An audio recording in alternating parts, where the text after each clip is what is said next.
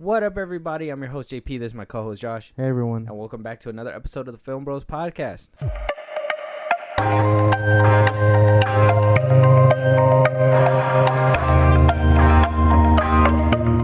All right, y'all. What's going on, everybody? So today, the discussion, the topic, what we're going to be doing, we're going to be talking about a movie. Not just any movie. In my opinion, a movie that made a comeback for the franchise, gave it a good opening, one of the best openings for the franchise in recent years. Honestly, has a great cast, has everything that you want in this franchise. Josh, if you would like to go ahead and let us know what movie we are reviewing today. The movie we're reviewing is Ghostbusters Afterlife 2021. Troubled by strange noises in the middle of the night. You experience feelings of dread in your basement or attic? Have you or any of your family ever seen a spook, specter, or ghost? Who are you gonna call? Ghostbusters. We're ready to believe you. All right, guys. So, like I said, phenomenal. Honestly, in my opinion, one of those great comeback stories from Sony with this movie. Ghostbusters Afterlife was a movie that honestly got downplayed hella hard when it was coming up. I remember it was kind of like a iffy. Now you got to understand, Ghostbusters franchise has not honestly had the best track record. We got Ghostbusters 1, 2, and 3, and then they try to make a comeback with the all-female one. Yeah, the all-female one. I can't even remember when that came out. I think it was 2014. I think it was in 2014 or something. Ago. Yeah, and it was like an all Melissa McCarthy was in it, I think. They tried to redo it, but with females. Yeah, that chick from SNL. That one didn't work. It really did not stick at all. Honestly, I don't think anybody. I think it was like completely trashed. Yeah, and no. So, we there's always a reason why it didn't do good. That one just did not. So, coming off the heels, Sony was like, okay, we got to think of a way to bring it back.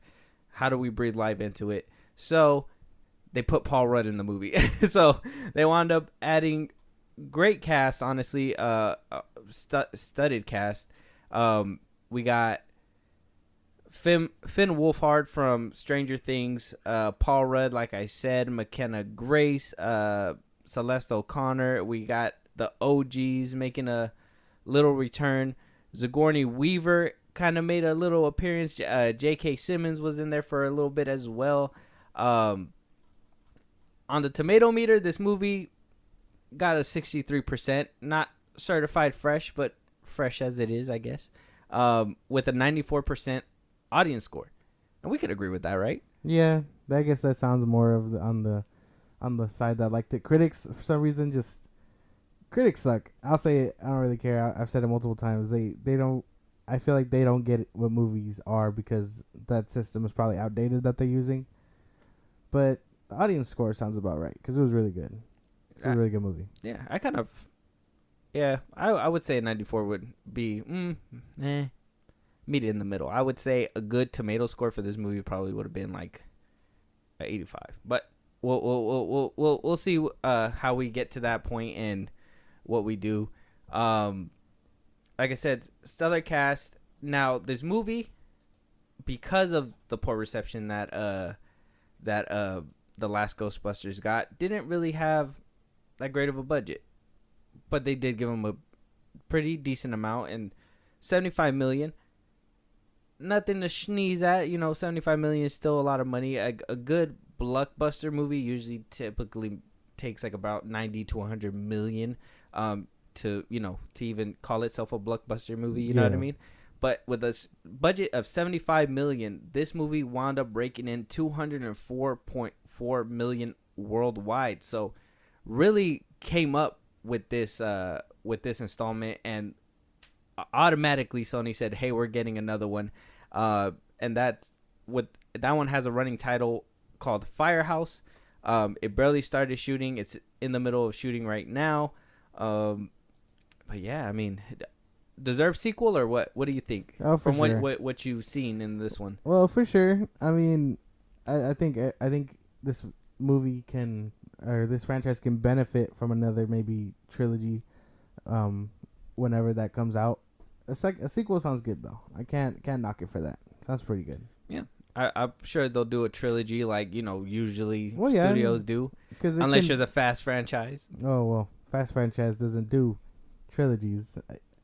It does 10 movies straight, and then breaks the 10th one into 2 parts. But I think this franchise could totally benefit from another 2 movies. It'd be really cool. Because Ghostbusters, yeah, like everyone knows the first one, and then I haven't seen the second or third one. Or I don't even know if they did a third one.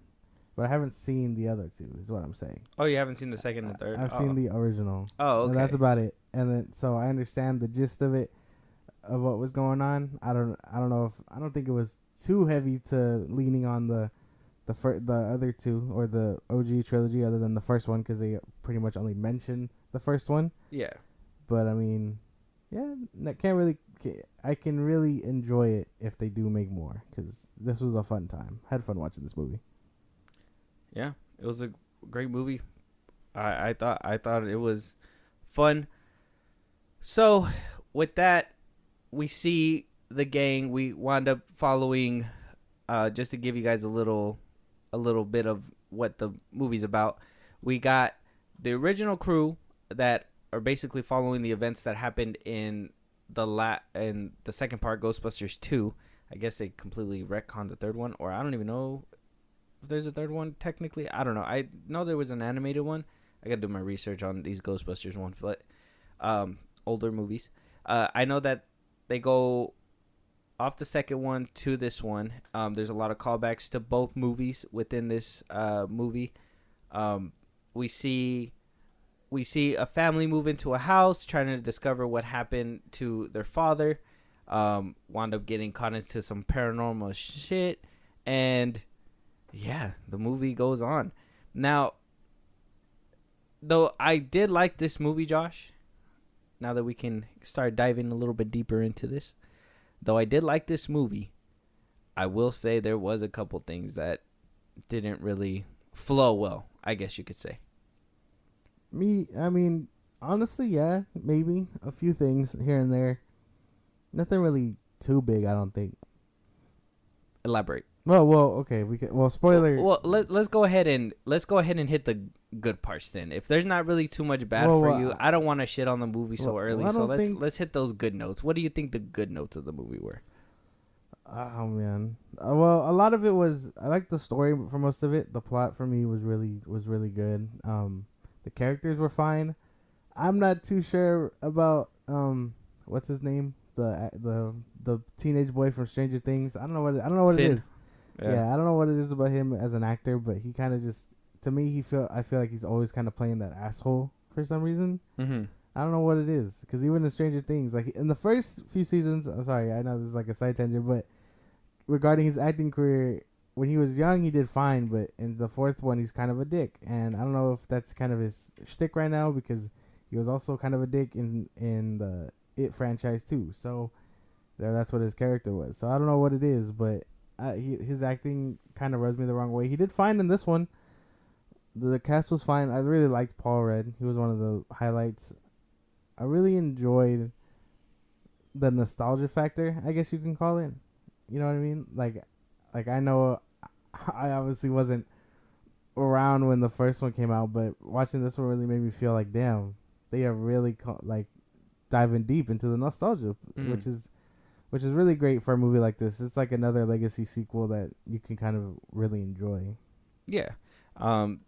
Lots of, I think that was one of the things that really popped out, because for you haven't seen this. I honestly have seen this movie a few times, and being able to watch it and being able to go, oh yeah, there's that and everything, I think that really carried the movie the first couple times around. Yeah. And after watching it a few more times, I was able, to look at it and actually analyze without the nostalgia factor. But I think they do cover it with a good blanket of nostalgia that makes it even better, if that makes sense. And I don't knock it for that. If you can honestly, if I could sit in a theater, because I think we did watch this one in the theater. If I could sit there and I can overlook the stuff that that's bothering me, because you can stick some nostalgia right there. Yeah. I'm always happy for it. I don't want to give out too much away, because one of the aspects of the movie kind of revolves around nostalgia in a way. So I don't want to go dive too deep on what kind of nostalgia things you will see within this movie if you haven't seen this movie. We will kind of touch on spoilers a little bit, but we'll try to avoid the big plot holes. Not plot holes, but big plots. Plot points. What do you think of the cast though? How do you think of the cast's chemistry? Did you feel that? I know you said individually, Finn, right? You didn't really like him as the asshole, but did you feel like as a dynamic with everybody else it bounced off well? Yeah, that's why. Like as a dynamic, he did fine, but like his character alone, kind of just like if he rubs me the wrong way. I don't know what it is. It's very off-putting to like. We get it. You don't like the kid, but did he at least mix well? Well, with that's the what I rest? said. Yes, Yeah. I said that. And Okay. that was like the first thing I said before you decided to cut me off again. Because even when he was like, he's like one of the main characters with the daughter. So, like his little sister, like their chemistry worked very well. Like they had some very funny parts. The sister bonding, the sister's role and bouncing off with people like the kid podcast and then the teacher, she did really well. For someone so young, I think. I was gonna say I think she was the highlight of the movie. She did really well. Like every single time I see her, and like it's goofy and it's dumb, but she makes like these stupid jokes within the movie. I'm just like, I find it funny and charming because of the way she delivers it. You know what I mean? Yeah. And it hasn't gotten old. Like I told you, you've seen it for the first time. So, but like I've seen it multiple times, and every single time her charm just never ceases to amaze me. And I honestly, I don't even know like where else she's been featured in. Do you know? No, not that I know. McKenna Grace, that's her name. Oh, she's been in Frankenstein, the Scoob movie. She was Daphne's voice in the Scoob movie. Annabelle Comes Home. Oh yeah, she was the daughter in that one. Very good. Young Carol and Captain Marvel. Did not know that. Crazy. But yeah, so I thought she was a highlight. McKenna Grace, I was like, man, like good thing they put her in the movie. And I think honestly, I love Paul Rudd, and he's kind of dipping into the reason why I didn't really like the movie at the same time, but I really like Paul Rudd's and her relationship for sure. Like I feel like they really meshed well together on screen. Though little hint, but we'll dive deeper into what I feel about Paul Rudd later on. But I think as a cast as a whole, I think everybody did well. I think the mom did phenomenal as well to convey a bunch of emotion.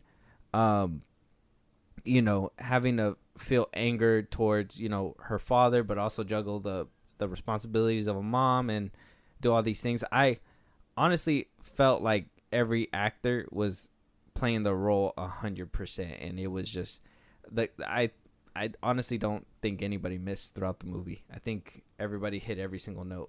Honestly, sure. Yeah, that's how I kind of felt. Everyone kind of did their own thing, and Almost. Well, maybe almost did their own thing. No real big complaints other than Wolfhard, I guess.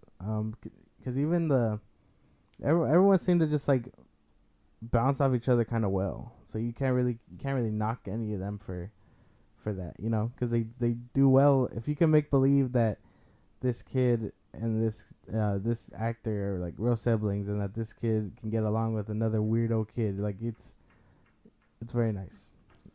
It is very nice. A lot of the environments, the sets, I guess we can start going into like cinematography wise, but like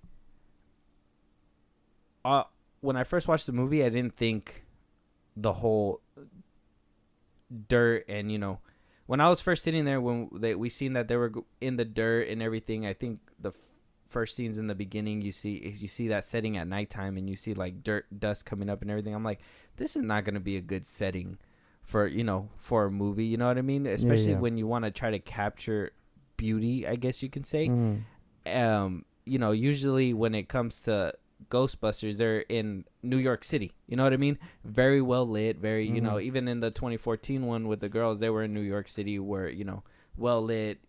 Streets of New York, whatever. Yeah. So it was a different setting in this one, and at first I didn't feel good about it, but like after sitting throughout the movie and those little scenes where they actually hit those emotional points, and I know that chase when they were doing when they were in the Ghostbusters car and they had the little drone right there and they were showing the sunset and everything. Even when Wolf Finhart was with that one chick on that one mountain or whatever, like I honestly thought that it made for. I think the director Retman really found the angles to really make it shine and pop, especially with the sunset. Like when he was able to capture that sunset, he put that shit everywhere to make that shit look beautiful. And honestly, usually people would be like, that's kind of overused, but I think he kind of sprinkled it in and used it effectively. And I honestly thought at the end of the movie, I was just like, okay, all right. At first I wasn't on board, but after a while I was like, okay, yeah, I dig it just a little bit. I think that setting and all that really worked for the movie because at the same time it was trying to be creepy. You know what I mean? Yeah. It was trying to be very eerie and creepy, and what's more creepy than the middle of the desert? So, or the house in the middle of a desert. I guess so. And then an old mining shaft, which is also very creepy. As far as cinematography goes, I really like the action scenes, or I guess you can call them action scenes. Every time they were chasing a ghost or something like that, I think the camera and action worked very well. There's not one piece where I was like, ew, that looked funky, because a lot of it worked very well. They got creative with the car and chasing down the ghosts and other things like that. So no real big complaints there. They really do bring out the fucking scenery and that shit. Yeah. Like a very Western vibe, if that makes any sense. Mm-hmm. Because it's like, middle of nowhere, small town, like that's what Western shit was made on. You know? Like, and taking it a step further to talk about the house that the family inherits because of their grandpa's death. I really liked how detailed it was. Yeah. I really enjoyed how every little thing was just scattered around with ghost mappings and shit like that, to really cement who their grandfather was, and then had maps of the valley that they lived in and whatnot, and then it also did very well portraying again the eerie effect, because it was a shady ass house in the middle of fucking nowhere. Yeah. Also very inconspicuous because he did have all that shit set up anyway. But more on that later about what I'm talking about. But I think the cinematography, the sets, they all really got it right. I don't think you could have captured it again, because then you do it in New York, you're like, damn, they're in New York again. Well, not really. Well, because I like that play on that they do in the original, where like they're in New York and they were still able to keep that scary factor, kind of like what they did with Scream 6 too, where where they were in New York and they were still able to keep that suspense and everything, because even though people were around, like it was kind of like spooky, you know what I mean, because people are around but yet nobody's really paying attention until it's time. Well, you know what I'm saying? Well, yeah. So in the original Ghostbusters with New York, they were like, I like the way that they played on it, and though they played on it really well in this movie as well, because they juggled the comedy with the goofiness of Ghostbusters with that horror element and everything, and I thought they played it well done. In this one, I just you kind of miss that feeling of New York, because they made it make sense for the movie, and they explained it in the movie well, like why they're not in New York anymore and why he left New York. Like I said, it does connect to the originals. So if you guys want to watch it, I don't want to give too much, but I guess, damn, I kind of lost my my train of thought trying to avoid spoilers. What I was saying was that, like, because think about it, the first two were in New York, right? Mm-hmm. You had the marshmallow dude, mm-hmm. and then the second one had the Statue of Liberty, right? Mm-hmm. and then that remake also was in New York, right? I didn't see it. I didn't see that one, so I can't really talk about it. But I feel like it was there. It was there. Okay, because they were trying to reboot, which makes sense. And this one, I think for on a smaller setting, also worrying about where you are and the small town and whatnot. I think that secludedness really cements it better than having to do New York again or someplace big like that. I think it was the change it needed. I will say that. I think it was the change it needed because, I think you're right. It was in New York all the time. Kind of like Scream 6 where, they were like, oh, Woodsboro, let's switch sceneries. And, you know what I mean? So that's kind of what they did with this one where they switched the whole scenery. And they did that thing where they were like, we're going to make it different. Not too different. So like they still kept that silly tone and everything. They carried that from New York over here. So it worked well. I liked it. And for them to play on it as eerie and scary as they did in the beginning. And honestly, camera work was great, especially on those chase scenes. Camera work was amazing. CGI was bonkers. I love the way the ghosts looked. The updated version of those blorp ghosts in the first one, man, I love the way they look in this movie. I think they did a phenomenal job with that shit. Yeah. I think there was only a couple times where it was like the CGI looks really bad, and it involved those two creatures, the dogs, and I think that was a budget issue because they also had actual practical ones. So like when you could tell when they were practical, and you can tell when they were kind of like CGI. Obviously, you can usually tell. Yeah. But when it was in the store, it was practical. So they used as much practical effects as they could, kind of like what they did with the OG. It's just eventually, it just couldn't. You know what I mean? The money can't hold it together. Exactly. That, like I said, they didn't even give them $90 million. They just said, "Here's $75. Give us a compelling Ghostbusters movie." And honestly, they came out very well. Yeah. So, like, the sequel was well deserved. It just, those were probably the only times involving those dogs where I was like, "Ew, this looks funky." Because, like, even the first time they use it in the beginning of the movie, semi spoilers, but like when he's trying to activate the trap and he has the beams going in the sky, I like, damn, that looks really fucking good. Yeah. And the lasers, huh? Mm-hmm. The from the what they call the backpacks. Yeah, the fucking their backpacks. Yeah. The ectopacks. Yeah, something like that. Yeah, they looked cool. And then I think the beginning really cemented for me that this movie was gonna, because like the beginning doesn't really match the rest of the movie. I don't think, like when he's being chased by the ghost and shit. Mm-hmm. It's more spoiler, sorry, but. Like, when he's being chased, you're just like, damn, what the fuck is chasing him? This is a big-ass thing. Yeah. And then, something, so on and so on goes on, and something happens, which I don't know if we'll cover, but go see the movie for yourself if you really want to see what happens next. But, other than that, no real CGI problems. Everything else kind of looked really well. Even when the ghost was, like, moving through real people and things, you were kind of just like, damn, that looks really good. Yeah. It came out good. I honestly don't think we have any more praises to go around because I kind of want to start digging into what didn't work for the movie. And I think one of the things that worked for it but didn't work for it was Paul Rudd. I think him going full bonkers didn't help with the movie at all. It kind of took me out of the experience sometimes. Like when he was in the store and he was walking around the way he was walking, and I know it's because obviously in the movie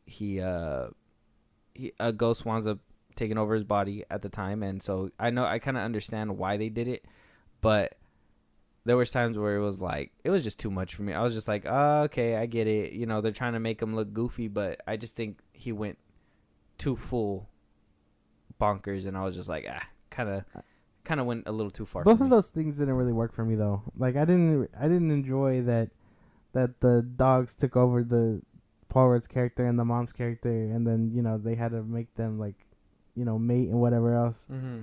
And then I didn't like that whole aspect either. I was kind of like, damn, this looks bad. This sounds bad. Even their CGI eyes was fucking tough to stare at. Yeah. Because I was just like, man, that looks so wrong.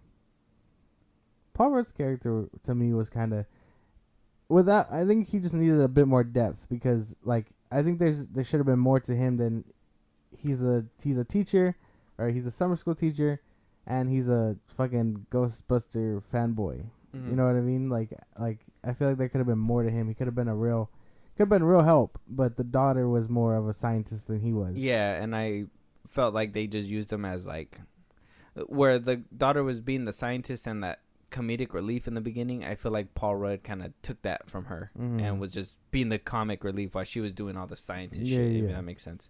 And yeah, I think they just played it too far, in my opinion. If they would have kept it a little bit more tamed, I think I would have gave them that pass. I think another thing about this movie is the pacing as well. I think pacing's a big issue with this movie. I could have probably said you could have cut out a few scenes of the movie and it still wouldn't have made a difference for me. But I think that was one of the big things. A lot of it to me was that, well, for me it felt slow. Okay. I think that's what you were probably getting at. I don't know if you were meaning too fast or too slow. Too slow. Okay, good. Yeah. Because I was like, it kind of dragged on a few times. Yeah, because there was a few moments where I was like, damn, like where's the next like action piece gonna be, you know? And like, I know that sounds bad, but in a Ghostbusters movie, you expect them to catch ghosts regardless of, you know, whatever, you know? No, well, yes and no, because I understood where they were coming from. It's just there was a lot of dialogue, but nothing to wash it down with, if that makes sense. You know what I mean? And usually the action set pieces are something to wash it down with. And like, I understand why they didn't chase a lot of ghosts and stuff like that in this movie. But they could have washed it back with something else. We could have had something that kept us interested. In the beginning when they were doing the science experiments, I think that was keeping us interested. And then after that there's a whole middle spot where it's just nothing but exposition, and it's just, it drags. Yeah, because they spend a good time. Fuck this. I'm spoilers, heavy spoilers. I can't tiptoe. I can't tiptoe because I suck at this shit. Okay, kind of spoilery. If I'm going in, I gotta go full in. I can't just tiptoe. Okay, so, spoilery on this part. If you guys want to skip it, skip a few minutes ahead. Yeah, up to y'all. But the whole thing where she's finding out that her grandfather is what's his name, Strickland or whatever. Mm-hmm. I thought that could have been shortened a little bit. At the end, or no, it was like toward the middle where she's like, where the ghost is like leading her, I guess, into the basement to find everything. Yeah. Like, I figured that could have been slower, like moved a little quicker. You know what I mean? Yeah. Like we understand she's smart, and it's cool that she was taught, quote unquote, taught how to fix the backpack, but I feel like that whole sequence could have been sped up. You know?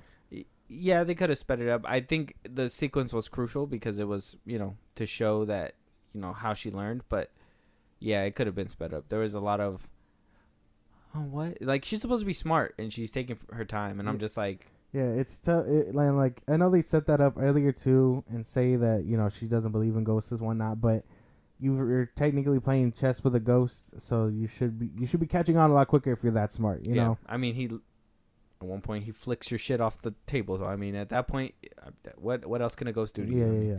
Yeah. I mean, pacing wise, yeah, that was a big deal. What I thought was dumb was that they released the creature. In the beginning? No.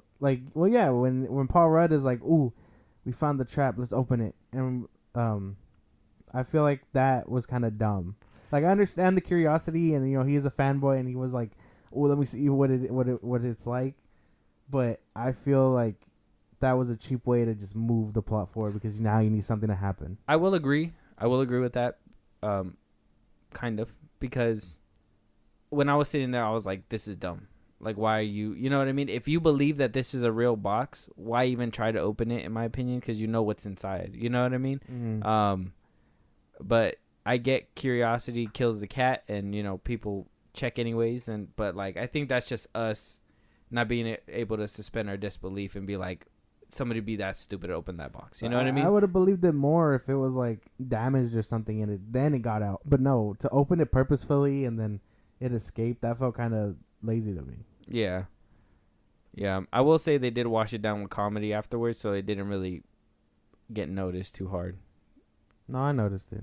Yeah. But Well, I mean, this movie didn't have a lot of comedy parts. You know, I know we're shitting on it kind of hard, but it made me laugh quite a bit. Like the scenes with the little marshmallow man. That was funny. Like they threw one in a blender. That shit was tough. yeah.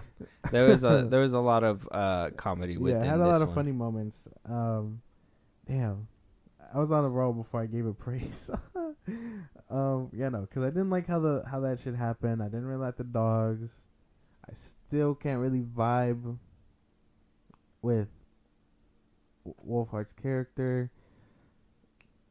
I want to say there's one more thing that I can't think about, like fully, like comprehend it. Do you have anything else? That I disliked about the movie, to be honest, I don't think there was a lot. I think it was just Paul Rudd acting too ruddy, and I think the pacing wise, other than that, I can't really think of bad things that happened with that. I enjoyed what the decisions that they made. I not really well, it will be a spoiler, so I'm not gonna go too deep into it, but this movie kind of pays tribute to somebody, and I love that they did that. There was just, you know, the fact that they paid tribute to it and kind of, I guess, were trying to paint him as the bad guy within the movie. I was like, well, you know, I don't think that's completely fair to his character, though it does wrap up nicely, and I don't want to give too much away because I think it's a vital part within the movie. But I do think that they could have handled it a little bit better, but like I said, I just think it pays off though. I think it does work very well because they try to paint him as the bad guy, and you're like, damn, I don't think that's what happened. At least for me, in my head, I was like, okay, yeah, it would make sense that this dude he kind of leaves and then goes on a mission to like save the world on his own or whatever, because that's kind of what his character was in the first one. You know what I mean? Mm-hmm. Like he was nothing but like numbers and science, kind of like the granddaughter is. I think that kind of fit well, but yeah, painting him as the bad guy from the other members' perspective was kind of like a little weird. Mm-hmm. Just a little bit, because you would assume that they would all be tight, you know, Mm-hmm. like why wouldn't they listen to this man? Exactly. You know what I mean? And especially if he was the one pushing the numbers and stuff. Exactly. I was like, nah, I wouldn't have seen that happen, but I guess that's where. Now that you bring it up, I guess that's where you can kind of see where like lazy to kind of push the plot forward, kind of like opening that the thing, right? Honestly, same thing with the part where they were trying to get that box out of jail, and the monster could have easily just flew away, you know what I mean? But yet he stayed to eat the bars and stuff. Yeah, and conveniently helped them out, you know? So I think there was a few scenes like that, even when they were out in that field testing their ecto packs or whatever, and, you know, all of a sudden it just so happened to be in you know what I mean? Fucking nowhere. Yeah. So I think there was a couple of those spots in there as well. Thinking about it now, where, you know, it was just kind of like, this needs to happen to make this happen and stuff. Yeah. It wasn't really like, oh, this pushed this forward. It was just more like some random thing pushed it forward, and I was like, okay, that's fine. And then that's where I think pacing issues come in, because I think they try to fill up the rest of the time with talking, and then eventually, I think the third act is phenomenal.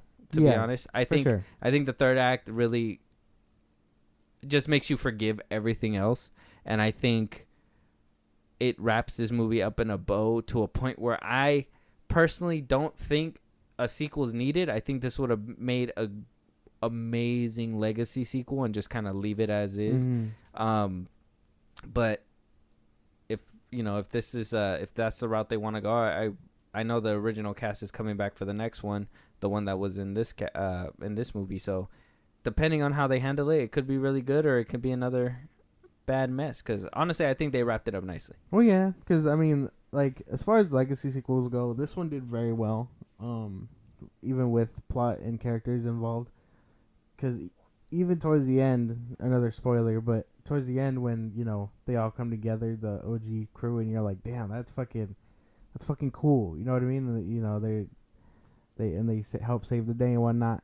You're kind of like, damn, that was fucking tight. Yeah, you can't even be mad at it. You're just like that woo. was fucking nice. And like this movie does factor in the nostalgia heavily. You can't really fault it for that because I mean they're picking up basically however many years after the second or third one. Yeah, they got to make you reinterested and make you be like, I remember Give that. you new stuff, but not too new. Yeah. Don't hate us. Yeah, like that's kind of the thing with legacy sequels nowadays. How do we involve new characters without changing too much to keep that fan base keep coming through? And I think they cracked it with this one very well. Not Top Gun level, but they do very well in this one and to make it what it is. As for the next one, I hope that one comes out way better and there's a lot more ghosts in that one. Yeah. I will say, though it is centered around Ghostbusters, the title is a little misleading in my opinion. That's just me, though. Well, for the sequel? Well, no, for this one. Oh. For Ghostbusters Afterlife, it's kind of misleading because it makes you feel, well, at least with me, when I first, and maybe that's why, it didn't do as magnificent as I would have thought a Ghostbusters sequel would have done, is that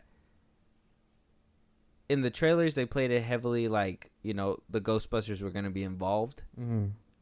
And they really weren't. It was about Ghostbusters, obviously, but it wasn't really them on screen. And I think they kind of played heavy on that during the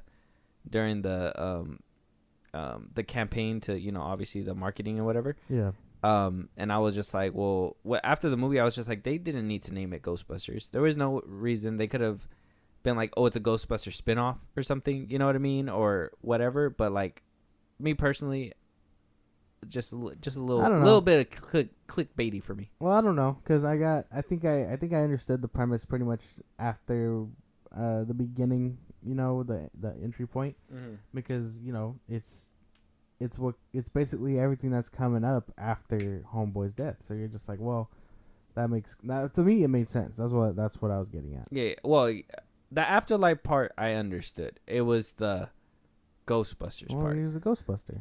I know, but you didn't see a lot of Ghostbustering in this one. Seeing the car again was really nice. I know. I think that was one of the nostalgia strings that they pulled on me really hard. When I seen it going through the field, I was like, I think they put out a trailer and it had that scene in there, and I was just like, I think that was the scene that really cemented it for me. And they put it right at the tail end too, because I was like, during the trailer I was like, and then right at the end I was just like, That'll do it. Yep. Give me that Ghostbusters car. I mean, other than that, no real problems. I think it wrapped up nicely in a bow, and then could enter in the sequel. Hopefully, it does do better because I mean, the way it kind of ended, it showed New York again. At the end, yeah. Yeah. So maybe the sequel does take place back in New York. Sony wound up confirming at CinemaCon that it will be going back to New York. Oh, there you go. Damn. Way to fuck it up. No, but I'm just kidding. Hopefully it does good. I can't be too mad because, that's kind of where everything happens, Like I said, they wrapped it really nice in a bow. Like every single loose end, they kind of tied it. So it's kind of like, what can they possibly do? They're going to have to... That's what I'm just afraid of the sequel. And this is the only thing that I'm afraid of when it comes to like these... I'm assuming they mistook this and they were like, hey, this is just another sequel and we could potentially make more. But I think Rittman as a director was like, no, this is the legacy sequel that everybody wants, kind of like Maverick this and stuff like that. This is one and done. Exactly. And I think he tied it up really well. And then when Sony seen how much numbers it did, that it actually pulled in. Because I think when it first opened up, I think the projections were low for it because of what happened in 2014. And then it wound up, word of mouth went around, and people actually, I think the tail end is when the box office really came in. Yeah. And then overseas as well. And and then after that, that's when it was a wrap. But I was just like, no, it's gonna be interesting what they do with the sequel, but I think this one wrapped it up with, everything that the franchise had to give, and then on top of that, the nostalgia factor that they really put into this. Like, I think they really tied it up really well, and I think people who are fans of the original would be a fan of this one and really just link it up and be like, this is a happy way to end. Yeah. And even when they showed New York at the very end, I was like, this is a nice way of going out. Yeah, going out. Like, this is great. So I am excited for a sequel because Ghostbusters, but at the same time, I'm like, well, where can they take it? Because yeah. Basically, with the way they set up stakes in this one, it felt very like do or die, and obviously, if they're preparing for a sequel, and we just told you they're wrapping up for a bun, it ends kind of well. So, where can they go for that sequel? I was gonna during the movie, I was gonna make a joke, but I was like, I'm gonna save it for this. It's because there's one scene where like you see the wall and it has all the event dates of like what happened before. Like they have a bunch of random numbers before, and then they have the New York date from both times, and then it goes all the way to 2021 where they're at. And I was just like, oh, so the camera's gonna stop there? We're not gonna see if there's more sequels down the line? I was like, what the fuck? Why'd you guys do that? I think that was one thing that took me out. I was just like, we're not gonna see if you guys have more planned, like 2025. Nah, man, no. You gotta, Firehouse. those haven't been made yet. They're like, the timeline stops here. They're gonna go back and they're gonna like God of War it. They're gonna be like, it was under here. Yeah, right. A flashback scene. Yeah. They're just gonna kind of. There it is. Yeah. They haven't been made yet, man. The camera moves pans to the right just a smidgen, and there because it is. If the movie did bad, they would have been like, whoa, there you go. That was the end of it. Yep. The legacy's over. Man, oh man. So with that being said, so we gave it all the praises, we gave it all the bads, Josh. 1 to 10, man. What would you rate this movie? I'd with everything involved, characters and all, story, nostalgia kicked in. I want to give it like a 7.5. It could have done better. Like I said, it could have totally benefited from more ghost catching and better pacing and stuff. But I think for what we got, this is like a very solid legacy sequel. I think 7.5 is where I gotta put it. Okay, I gotta say you're giving it a little too low in my opinion. I gotta give it an 8.5. I gotta give it just. I thought about giving it an 8, but I was like, I don't know. I can't forgive it too much. I honestly, I think that this movie pulled on my nostalgia factor to that point where I can forgive it a little bit more. Like a lot of dumb decisions I can chalk up to, curiosity and shit like that, and I'll just be like, that's fine. You guys gave me fucking ectopacks again. You know what I mean? Like, that's cool. Yeah. Like, the gun, the little gun shit was very nice. The mobile, the villain, the main villain reveal was crazy because I never thought that they would have done some shit like that. And I don't want to give too much away because I think it's a big plot point. But I think they did so much good with that nostalgia and everything. There's some stuff that I could chalk up. CGI, I really enjoyed the CGI and seeing the streams again from the ectopacks and everything. I think they did phenomenal. The ghost blorb and everything. I could chalk some stuff up away, but there's some things I couldn't forgive, and so I gotta give it an 8.5. I would say that's fair. Highly recommend though. Highly recommend at least a watch. And then you guys formulate your own opinion, and you guys figure that out from there, right? Exactly. Yes, sir. Let us know what you guys thought about Ghostbusters Afterlife. Yeah, if you guys seen it. And then, if there's any other movies that you guys want us to review, anything that we should have brought up during this review, but we didn't, and you guys want to hear somewhere else, I don't know, in a different episode. Any ideas for any episodes that you guys want to hear from us, anything you guys want us to react to, Josh, let them know where they can let us know. Twitter, TikTok, Instagram at FIlmBros Podcast. We post when new episodes are up. You can hit us up there for anything you want us to cover. If you want to listen to us on the go, Spotify and Apple Podcasts at FIlmBros Podcast. If you want to support us, Buzzsprout. All our links are in our bios and the social medias I just listed, which are Twitter, TikTok, Instagram, again at FIlmBros Podcast. And then go ahead and subscribe to our YouTube at FIlmBros Podcast. Yes. Subscribe, like, hit the notification bell on YouTube. YouTube now has a podcast section on their YouTube Music and YouTube, so we will be making our rounds to putting them on there as well. If you guys are tired of using Spotify, if you guys pay for YouTube Music and you guys are like, well, why aren't you guys on YouTube Music? We're going to get there. So with that, we'll talk to you guys on the next one. Talk to you guys later.